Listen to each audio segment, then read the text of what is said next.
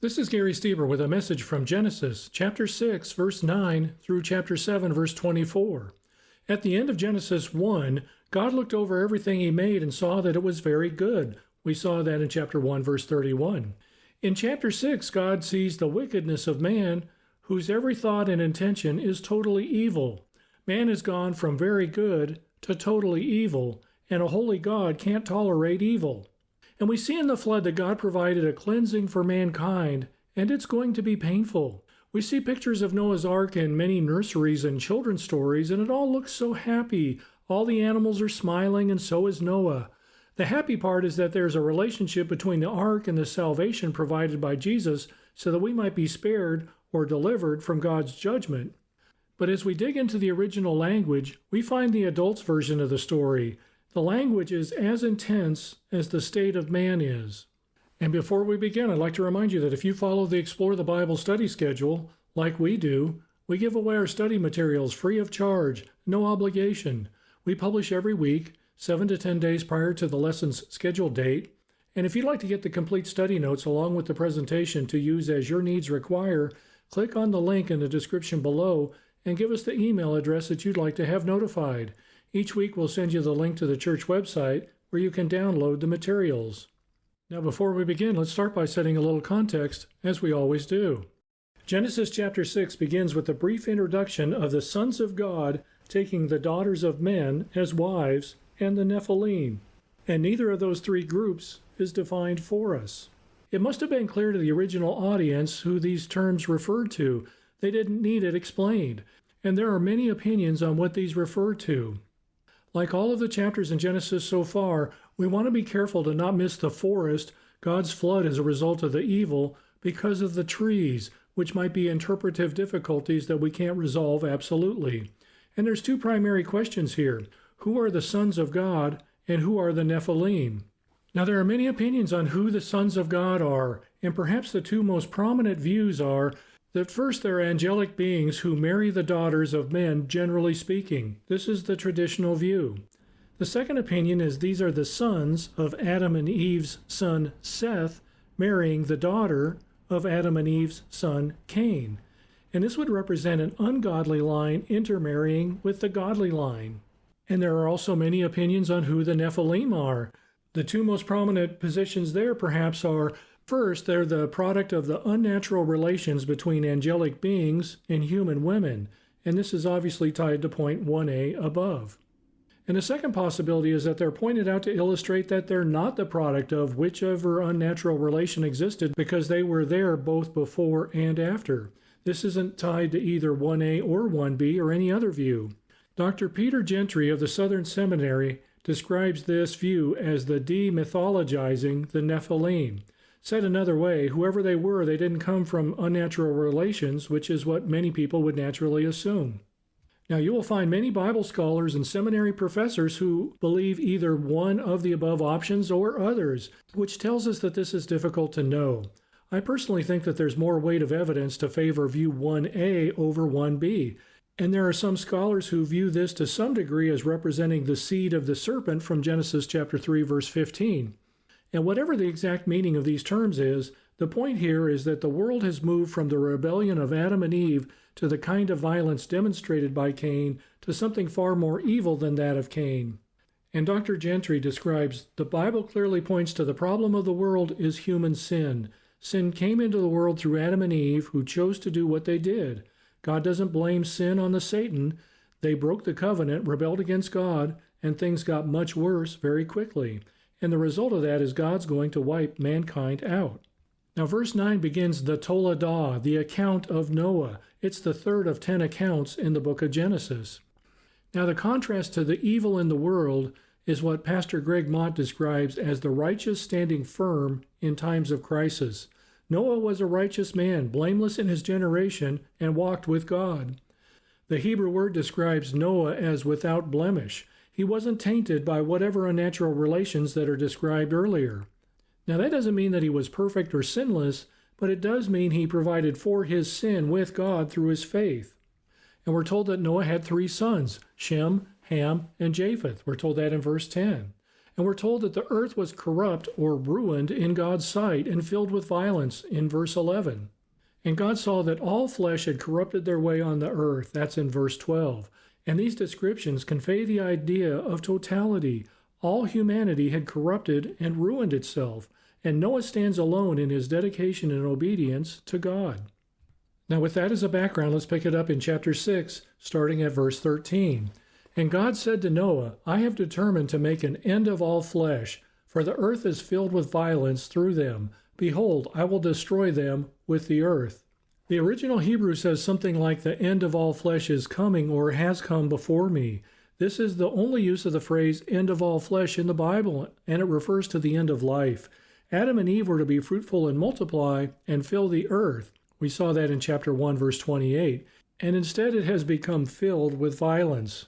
Now the term flesh applies to both humans and animals, but it's also synonymous with sin or sinful living in the Bible. God's plan from the beginning was for fellowship with man, and God can't tolerate sin. By God saying he's going to end all flesh, he's saying he's going to end all sinful living. There will be no escape for those who live outside of God's will. This has both a short-term and a long-term view, and we all know the story. God eliminates sinful living in the short run by the flood, and we'll see that in a moment. In the long term, he will eliminate all sinful fleshly lifestyles permanently when Jesus comes back the second time. Nobody who is outside of God's will about accepting Jesus as Savior will escape. This is both a historical story and a revelation of what happens in the end times. Now, the Hebrew word for violence used here is a very specific word, and it's always associated with sinful violence, as opposed to righteous violence, which we might call judgment, or naturally occurring violence like an earthquake. We're given no details of the violence or the extent of it because it's the kind of violence that shouldn't be described or talked about. This speaks of violence for no particular reason other than to cause harm to another. And we've seen throughout history that there's no limit to man's imagination on how to inflict violence on his fellow man. Now, the same word used of violence here is used in other notable scriptures. Recall the association between the Satan and the serpent in Genesis chapter 3 and the passage in Ezekiel chapter 28, verse 16, where God says, referring to the Satan, you were filled with violence in your midst, and you sinned. So I cast you as a profane thing from the mountain of God, and I destroyed you, O guardian cherub. The violence of man on earth at this time could be described as the kind of violence that got the Satan kicked out of heaven. Now notice the earth is to be destroyed along with the sinfully violent people. And we've said before that our sinfulness impacts our environment. Paul describes the creation as being subjected to futility and bondage to corruption, groaning in the pains of childbirth because of the sin of man. That's in Romans chapter 8, verses 19 through 22. And Precept Ministries has this to say, we think the sins we commit only affect us or the one with whom we sin, but we must understand that our total environment is affected by our evil, and when the judgment of God is experienced, the whole environment is affected. And the Net Bible adds this, the earth is ruined because all flesh has acted in a morally corrupt manner. We saw that in verse 11. Consequently, God will destroy all flesh along with the ruined earth. Mankind has ruined themselves and the earth with violence, and now God would ruin them with judgment. The phrase all flesh includes the animals because in some way animal life has become corrupted along with human life. And Baruch Corman adds this, recall that mankind was made by God using the Adamah, the ground.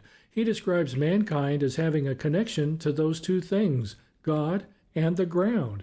If we allow ourselves to be more connected to the substance of our creation over the one who created us, we've missed God's purpose for our lives. The result is that God is going to wipe both of them out here in Noah's time and at the end of time. And we see here that character precedes calling. Noah was a man of character first and was called secondarily. And if we allow God to shape our character, he will call us to be used by him and for him. And speaking of that, David said, who shall dwell on your holy hill? He who walks blamelessly and does what is right and speaks truth in his heart. That's in Psalm 15, verses 1 and 2. Verse 14, make yourself an ark of gopher wood. Make rooms in the ark and cover it inside and out with pitch. This is how you are to make it. The length of the ark, 300 cubits, its breadth 50 cubits, and its height 30 cubits. Make a roof for the ark and finish it to a cubit above, and set the door of the ark in its side. Make it with lower, second, and third decks. Now the word translated as ark here is the word tebah, and it's used 28 times in the Bible. 26 of those are used in the Noah and the flood account. The other two uses are translated as the basket that the baby Moses was put in and placed in the river in Exodus chapter 2. This is a floating box, a huge one in the case of Noah and a small one in the case of baby Moses. It's not entirely clear what gopher wood is. Some Bible versions translate this as cypress wood. The word translated as rooms here is most commonly translated as a nest, but it's also used for a chamber or a dwelling place. And both cases are true because it had nests for the birds, but also living space for Noah and his family. Now the words translated here as cover and pitch are very much related. The word for cover is the Hebrew word kafar, and it's most commonly translated as atonement in the Bible. And Vine writes that most uses of kafar involve the theological meaning of covering over, often with the blood of a sacrifice in order to atone for some sin. And the word for pitch here is the Hebrew word kopher, and it's most commonly translated as ransom in the Bible, as in the price for a life. A ransom is the price required to redeem a person. It reunites two who were previously separated. Let me ask you a question. How is the ark a picture of Jesus? Well, Jesus is described as the Prince of Peace, and the Greek word used throughout the New Testament for peace is eirene. It means bringing together two things that have been separated. God and man became separated because of sin, and the primary mission of Jesus as the Prince of Peace is to atone for sin and reunite God with man who has been separated from God because of sin. Now in the flood, water is going to be used as an instrument of judgment, and without the atonement and the ransom, nobody would survive God's judgment. The only way to withstand the water, the judgment of God, is to accept and receive the atonement and the ransom that God provided in the ark in the case of Noah and the person of Jesus on this side of the cross. And another way the Bible describes atonement is as a ransom for many. And we see that in Matthew chapter 20, verse 28. Jesus made atonement. He covered over our sins by paying the ransom price for our soul on our behalf. And notice that it's to be covered both inside and outside. And we can understand putting a waterproofing material on the outside of the boat, but why on the inside? Well, perhaps to preserve it because it took Noah a long time to build it. Now, a cubit is roughly 18 inches or 45 centimeters. This floating box would be 450 feet long and 75 feet wide. That's 137 by 23 meters. And it's to be 45 feet or 14 meters tall. And the length to width ratio, 6 times longer than the width, makes this more the shape of a barge than of a modern ship. It was designed more for stability than efficiency in moving through the water. And the numbers of the dimensions, they all have significance. The number 300 represents God declaring or revealing something with completeness. Enoch walked with God 300 years after Methuselah was born, and then God took him. And Gideon's battle, which is among other things an illustration of the rapture, was accomplished with 300 men. The ark is a means of the revelation of great truth. Everyone who sees Noah building it, and nobody in the area could miss that, would want to know what he's doing and why he's doing it. And the number 50 speaks of the Jubilee. It speaks of freedom and liberty, and the Holy Spirit was given at Pentecost, which is a word that means 50th. We'll see this element come up over and over again as we move through our story. And the number 30 speaks of two things. First, a specific calling. Priests began their service at the age of 30, and Joseph was 30 when placed in service by Pharaoh in Egypt. It was an age of both physical and mental maturity. Second, it's also related to death. Jesus was betrayed by Judas for 30 pieces of silver, and both the death of Aaron and Moses, they were mourned for 30 days. And the great revelation is that God provides new life, freedom, and liberty for those who are righteous, and death for those who are not. And facilitating that is the call to Noah's life. Now, the word translated as roof here can mean roof, but it can also mean a window. And the idea here may be a window under an overhang of the roof that's 1 cubit or 18 inches. And this would be a window that would run around the entire outside of the boat. It would have the practical purpose of providing light and fresh air and letting out the odor of the animals. It It would also draw everyone's attention up, where you would look up into the heavens, so to speak. The heavens declare the glory of God. While everyone around them is being destroyed, they are being saved, and that's a good reason to look to the heavens. And notice that there's no sails, no rudder, no windows for navigating. It wasn't going anywhere under its own power and direction. No crew is needed for the ark because there isn't anything to do in terms of the operation of this floating box. It just had to float and wait for God to set it someplace while Noah cared for the animals. And it's to have 3 decks, and we know 3 is a number of divine completeness. And Alistair Roberts points out that the ark has 3 decks or 3 stories, as does the created earth. The earth has the deep, the land, and the heavens. And notice that there's only one door. Jesus said, "I am the door. If anyone enters by me, he will be saved and will go in and out and find pasture." That's in John chapter 10, verse 9. Verse 17, "For behold, I will bring a flood of waters upon the earth to destroy all flesh in which is the breath of life under heaven. Everything that is on the earth shall die." Now this is the first use of the word flood, and Baruch Corman tells us that there are 2 Hebrew words for flood, and one speaks to the type of flood like a dam breaking that produces immediate destruction to a limited area. And the word used here is the word mebul, which speaks of something entirely different. This is a type of flood where the water comes from everywhere, filling the low places first. Let me ask you a question. What's the natural thing to do when water fills the low-lying areas? Well, you move to higher ground.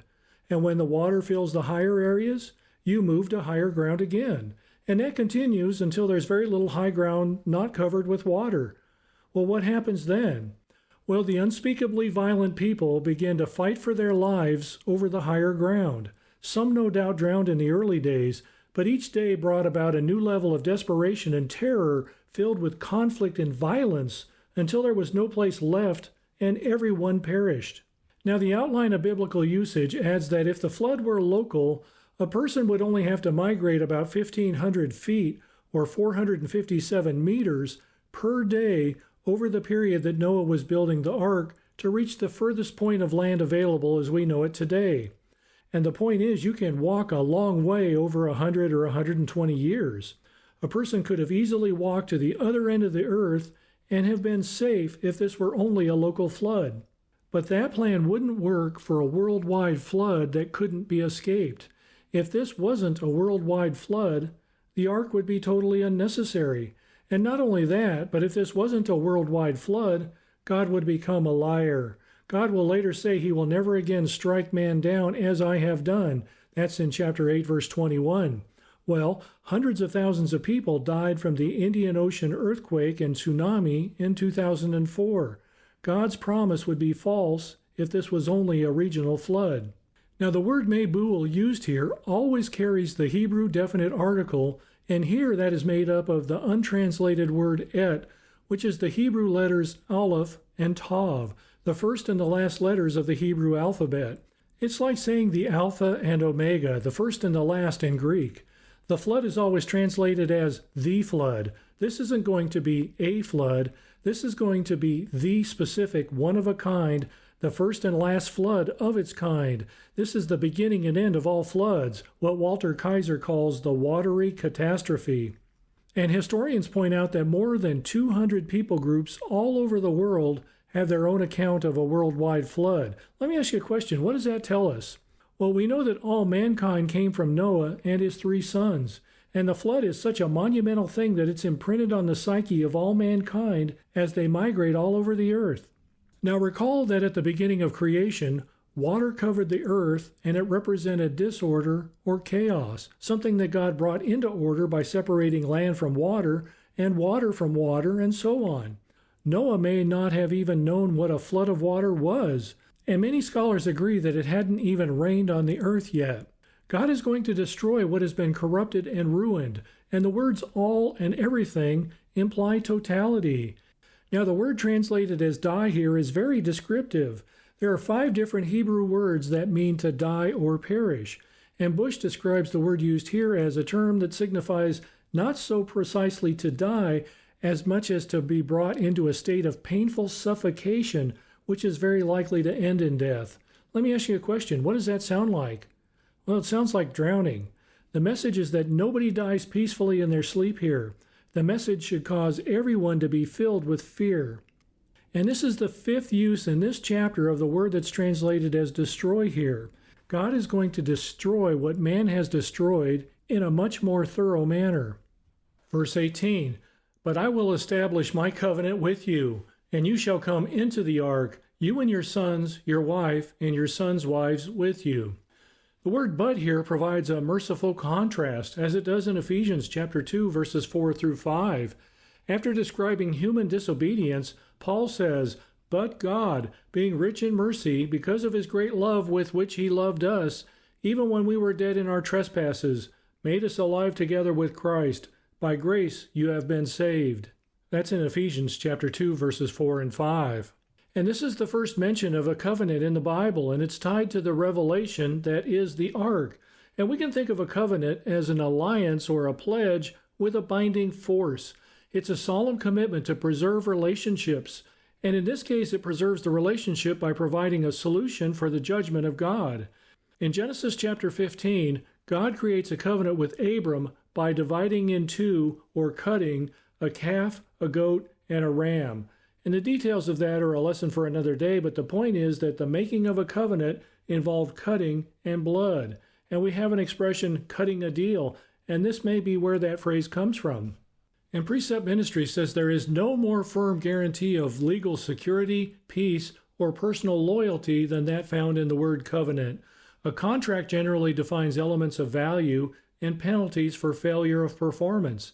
God didn't establish a contract, he established a covenant. Your value to God is beyond worth, and he cannot fail. And we'll see this covenant defined in chapter 9. Now the covenant is directly with Noah, but his wife and his sons and their wives are beneficiaries of it. That's 8 people total. And in the Bible, the number 8 represents a new beginning. There's clearly a new beginning that's going to happen here.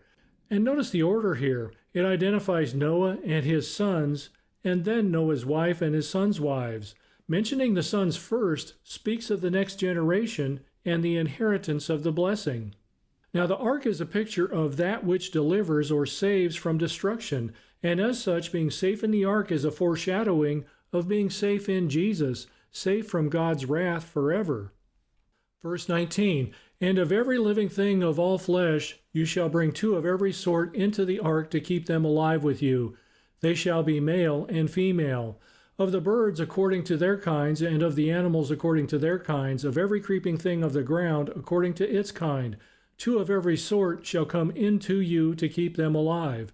And also take with you every sort of food that is eaten, and store it up. It shall serve as food for you and for them. Now the purpose of the ark is explicitly stated, to keep the animals and Noah and his family alive. The purpose of the 2 being male and female is to procreate at a later time. And 2 of every kind is the basic formula, but we'll see that Noah is given more detail later. And this is a common practice in the Bible, getting general information now and more refined detail later.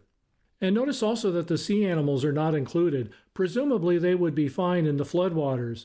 And notice also that he is to bring food. And food was defined in chapter 1, verse 29. And man is still a vegetarian at this time.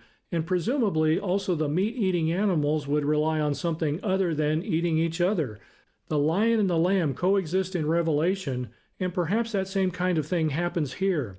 And some suggest that maybe God caused a state similar to hibernation to come over the animals. We can ask God about that when we get to heaven. Verse 22, Noah did this. He did all that God commanded him. This is an amazing verse of obedience. We're not told exactly how long Noah worked on the ark, but it was likely somewhere around 100 years. He was 500 when he had his 3 boys. We're told that in chapter 5, verse 32. And he had all the boys before the call was given to him in chapter 6, verse 10. And he was 600 when the flood started in chapter 7, verse 6. So the obvious question is, how could he possibly do this?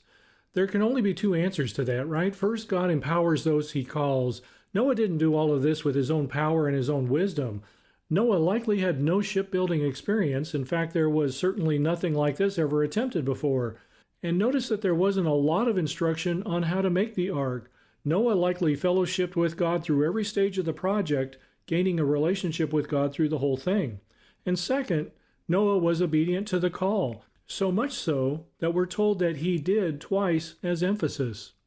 In Hebrews chapter 12, verse 1 says in part, "Let us also lay aside every weight and sin which clings so closely, and let us run with endurance the race that is set before us." For Noah, it took a lot of endurance to run the race of building the ark. And this is a great memory verse. How great would it be at our celebration of life that it was said of you, your name here, did this. He or she did all that God commanded. There can be no greater praise for us than that. This takes us to chapter 7, starting at verse 1. "Then the Lord said to Noah, Go into the ark, you and all your household, for I have seen that you are righteous before me in this generation." God is very specific, and there's only one place of refuge and deliverance. Now, nobody is perfect, but Noah believed in God and believed God. He seeks God and does what he says. The word that is translated as go here is far more often translated as come or enter. God invites Noah to come into his protection inside the ark. And by saying come into the ark, Noah gets the same invitation that Jesus gives to everyone. Jesus said, "Come to me, all who labor and are heavy laden, and I will give you rest." That's in Matthew chapter 11, verse 28. Let me ask you a question. What is the meaning of Noah's name? Rest. And God said through the prophet Isaiah, "Fear not, for I have redeemed you. I have called you by name. You are mine. When you pass through the waters, I will be with you." That's recorded in Isaiah chapter 43, verses 1 and 2. And Noah in the flood is a perfect picture of that. Verse 2, "Take with you 7 pairs of all clean animals, the male and his mate, and a pair of the animals that are not clean, the male and his mate, and 7 pairs of the birds of the heaven also, male and female, to keep their offspring alive on the face of all the earth." And we spoke in a prior lesson that we are hundreds of years before the clean and unclean animal designation which was given to Moses, and that this was likely spelled out to Adam and his children. The number 7 indicates completeness, holiness, and the purpose of God. And these animals are dedicated to the purpose of God in a greater way than the other animals. And James B. John tells us the Hebrew word for flood we already looked at, Mabul, comes from the same root word that the Hebrew word for Jubilee comes from. The word translated as 7 pairs in Hebrew in this verse is the repetition of the word 7. Noah is to take 7 by 7 clean animals, and this foreshadows the description of the Jubilee year, which is described as 7 times 7 years, which gives you 49 years, and the following year, the 50th, is consecrated as the year of Jubilee. We're told that in Leviticus chapter 25, verses 8 through 13. We see these elements of atonement, Jubilee, restoration, liberty, all throughout this story. Now there's a change in the language here related to the male and its mate. In chapter 6, verse 19, the words used to describe the pair are for a male and a female. And if we saw the words that are used here, Ish and Isha, anyplace else, it would be translated as man and woman or husband and wife. And since it's used for animals here, it's translated as male and his mate. And some suggest that God is emphasizing his desire for the marriage of a man and a woman. These aren't just a male and female animal, but male and female animals with a unique relationship to each other for mating purposes in a way that only God can orchestrate. And this is another thing that we can ask God about when we get to heaven. Verse 4, "For in 7 days I will send rain on the earth, 40 days and 40 nights, and every living thing that I have made I will blot out from the face of the ground. And Noah did all that the Lord had commanded him." The number 7 is significant. It implies a holy purpose and completion. Now catch the setting. Noah is to be in the ark for 7 days before it starts raining. Imagine the ridicule that he will get from the locals for those 7 days. It hadn't rained yet. The concept of water falling from the sky would have been an odd one to the people then. Noah believed God and was willing to stand alone and be thought of as a fool in order to be obedient to God. Let me ask you a question. Why would God have Noah go into the ark and wait 7 days? James Bijan tells us that Noah is to function as a priest, and we've seen the references to atonement. As Aaron was being ordained, he was told to go into the tabernacle and wait for 7 days. Noah is to go into the ark before the flood, and the work of atonement begins.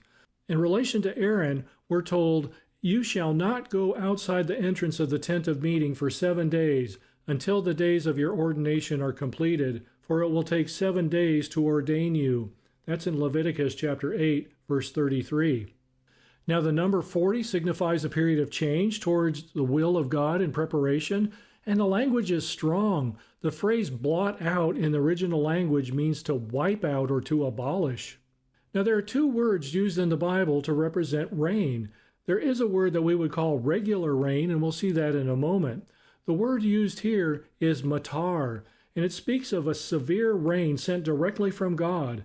And it can be positive. It's used of heavy rains of blessing, so to speak, as in Deuteronomy chapter 11, verse 14. It could be negative, as it is here, and in the rain of sulfur and fire on Sodom and Gomorrah in Genesis chapter 19. This is God-ordained rain. Now there's a different word used here translated as living things. This is the first use of the word yakum, and it's only used 3 times in the Bible, 2 in this chapter. It's a broad term that means living substance, and is so broad that it's sometimes used as a term meaning the universe. And some see this as speaking to the destruction of all living substances in the universe. And some see this passage as proof that there is no life in the universe outside of Earth.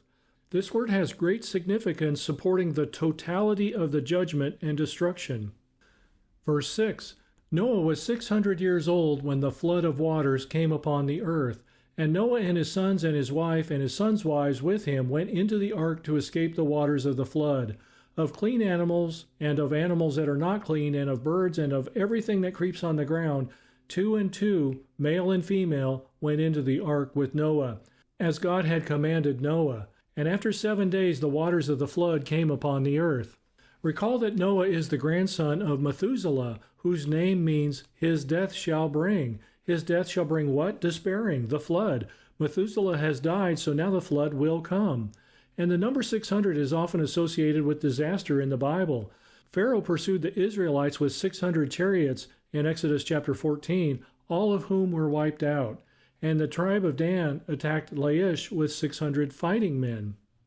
Let me ask you a question. How much work did Noah have to do to get the animals to come into the ark? None. God took care of it. The animals didn't just recognize the ark, but they recognized Noah as God's representatives. The animals respond in obedience, as Noah did, and God is sovereign over all. And similarly, God provided his Son to be a provision for God's grace for all time. Our job is to recognize that and recognize him. God calls out to you so that you can be delivered from judgment today. This is a consistent message throughout the Bible. Verse 11, In the 600th year of Noah's life, in the 2nd month, on the 17th day of the month, on that day all the fountains of the great deep burst forth, and the windows of the heavens were opened, and rain fell upon the earth 40 days and 40 nights. Notice how specific this story is. We're told that the rain began in the 2nd month on the 17th day. Let me ask you a question. Why is that important?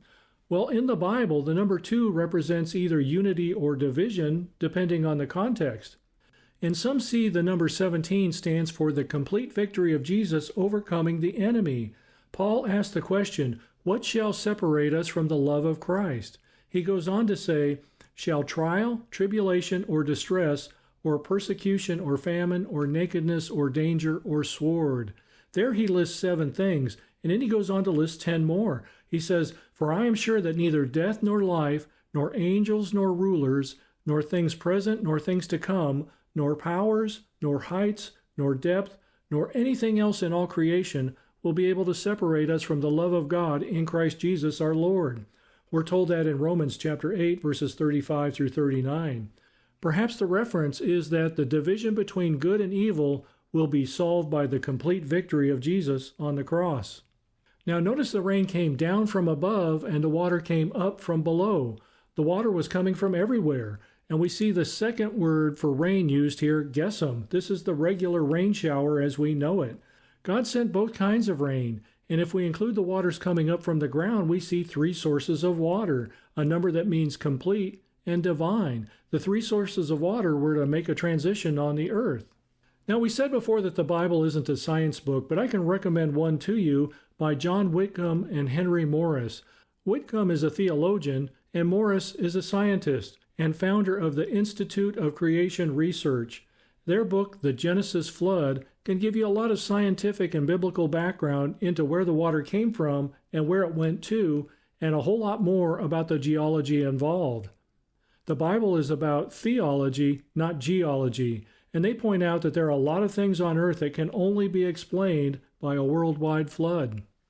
Verse 13, on the very same day Noah and his sons, Shem and Ham and Japheth, and Noah's wife and the 3 wives of his sons with them entered the ark, they and every beast according to its kind, and all the livestock according to their kinds, and every creeping thing that creeps on the earth according to its kind, and every bird according to its kind, every winged creature. They went into the ark with Noah, 2 and 2 of all flesh, in which there was the breath of life. Verse 16, and those that entered, male and female of all flesh, went in as God had commanded him, and the Lord shut him in. Notice God shut the door. The judgment of God has now come. At that point, all the theological arguments and debates are over. The ones who guessed or reasoned wrongly are shut out. Those who are on the wrong side will perish forever and in an awful way. Noah couldn't open the door if he wanted to. There is a time when the door is open, and there is a time when the door is closed and cannot be reopened. And speaking of Jesus and doors, John writes, who opens and no one will shut, who shuts and no one opens. That's in Revelation chapter 3, verse 7. And God having shut him in, he is safe and no one else is getting in. Jesus told the story of the rich man and Lazarus in Luke chapter 16, verses 19 through 31. And part of that story illustrates that those who are in, and those who are out, and nobody can change that. Why is it important that God shut him in and Noah had no responsibility for it? Well, his friends and family were outside, people he'd known his whole life. It's not his responsibility to determine who gets in and who is left out. Now, Jesus told the story, when once the master of the house has risen and shut the door, and you begin to stand outside and to knock at the door, saying, Lord, open to us, then he will answer you, I do not know where you come from. Then you will begin to say, we ate and drank in your presence, and you taught in our streets. But he will say, I tell you, I do not know where you come from. Depart from me, all you workers of evil. That's in Luke chapter 13, verses 25 through 28. Now, we already saw Jesus said, I am the door. Our job is simply to point people to the door, not manage the door. Verse 17, the flood continued 40 days on the earth. The waters increased and bore up the ark, and it rose high above the earth. The waters prevailed and increased greatly on the earth, and the ark floated on the face of the waters. And the water prevailed so mightily on the earth that all the high mountains under the whole heaven were covered. So we see the supernatural sense of judgment and the water. Verse 20, the waters prevailed above the mountains, covering them 15 cubits deep. Now, 3 verses in a row, we're told that the waters prevailed, a word that means strong and powerful. This isn't just a flood, it's a violent turbulence. The people on earth who are violent are met with the supernatural violence of water stirred by the hand of God to a depth of roughly 22.5 feet or 7 meters above the mountains. Let me ask you a question. Why is that significant, and how does that speak of a worldwide flood? Well, 2 reasons. First, we know that God often meets people on mountaintops, but unfortunately, most pagan worship was also done on mountaintops. Then they're referred to as high places. The high places have to be cleansed to wipe out the rebellion. God's presence and dominion is over these high places. And second, 15 represents the rest of God. The Feast of Unleavened Bread begins on the 15th day of the first month, and the Feast of Tabernacles begins on the 15th day of the 7th month. Both of those are defined as being a day of rest. Let me ask you a question. What does Noah's name mean? Again, it means rest. The Israelites also left Egypt on the 15th day of the first month. Verse 21, and all flesh died that moved on the earth, birds, livestock, beasts, all swarming creatures that swarm on the earth, and all mankind. And we see that only Noah was left, and those who were with him in the ark. Now everything that Noah and his family knew, all the people they knew, they're gone, dead. There would be great comfort in being saved, but great loss of friends and family. And the language continues as before, describing total destruction. There is no chance that a local or regional flood can be taken from the text. Verse 24, and the waters prevailed on the earth 150 days. These 150 days represents the first half of the flood story. Okay, well, let's go ahead and summarize here. There's 100 things to learn from this passage. You could study it for the rest of your life and still learn new things. But I offer the following. First, Noah's obedience illustrates genuine faith in action. In other words, Noah obeyed because he believed. When we obey God's word, we demonstrate that we believe God's word. Jesus said, if you love me, you will keep my commandments. That's John chapter 14, verse 15. Noah was obedient through faith before his call, and then for roughly 100 years to build something that nobody had ever heard of for a flood that nobody could have dreamed of. Let me ask you a question. Is God calling you to do something that you don't understand? Be not sluggish. Be imitators of those like Noah who through faith and patience inherit the promises. That's Hebrews chapter 6, verse 12. Second, in verse 9, we were told that Noah was the only one righteous and blameless in his generation, and he walked with God. He wasn't perfect, nobody is, but Noah didn't find favor with God because he was righteous and blameless. He was righteous and blameless because he walked with God in relationship, obedience, and reverence. And because of that, he was the recipient of God's grace. He was saved through the grace of the Lord, as we all are. And third, we see there is a real end to humanity. Jesus said, for as were the days of Noah, so will be the coming of the Son of Man. For as in those days before the flood they were eating and drinking, marrying and giving in marriage, until the day when Noah entered the ark.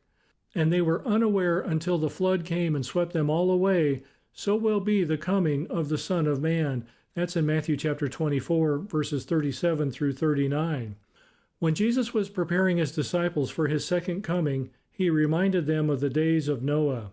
And Adrian Rogers says, I don't believe in the flood because of archaeology or geology. I believe it because Jesus believed it. And finally, Nancy Guthridge adds this, those who were saved and those who died all went through the flood. Those who survived were in the ark which sheltered them from the effects of God's divine displeasure towards sin. In this way, the ark provides a picture of how God through Jesus rescues his people amid judgment. Just as Noah and his family fled to the ark to be a place of safe refuge, we who have fled to Christ for refuge can have great confidence as we hold to the hope that lies before us. That's Hebrews chapter 6, verse 18. Those are the words of Nancy Guthridge. You see, all in the ark were saved, and all competing views were proven false, and everyone else is lost. And many people to this day laugh at the thought that there was a flood that destroyed nearly every person on the planet. They laugh at the thought that a person could get that many animals onto a floating box, or that one person in his family could build such a thing.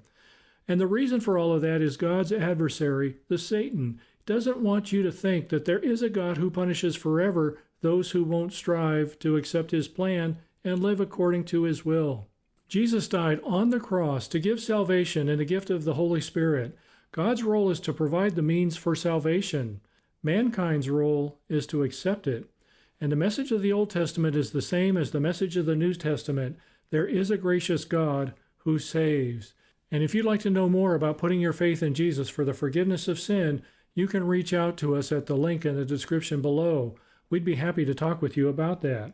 And that's the message that I have for us from Genesis chapter 6 and 7. And I look forward to our next time together.